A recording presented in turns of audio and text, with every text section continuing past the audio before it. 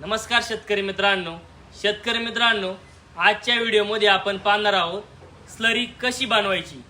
शेतकरी मित्रांनो, ही स्लरी म्हणजे आपल्या पिकांसाठी सुपर टॉनिक म्हणून काम करतं।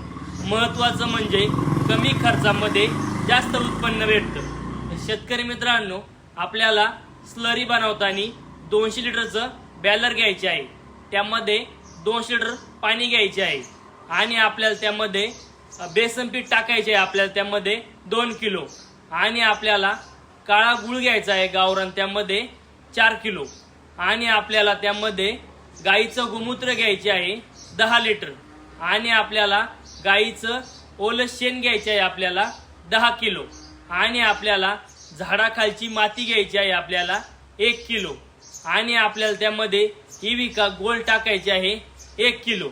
याचं सगळ्याचं मिश्रण करून घ्या आणि आपल्या ड्रम मध्ये 2 लिटर पाण्यामध्ये सगळं मिक्स करून घ्या आणि आपल्याला झाकण न लावता त्याला सुती कापडाने बांधून घ्या आणि आपल्याला ते ठेवायचे आहे 5 ते 6 दिवस ठेवायचे आहे आणि आपल्याला दररोज त्याला 1 ते 2 वेळा काठीने त्याला मिश्रण करून घ्यायचे आहे।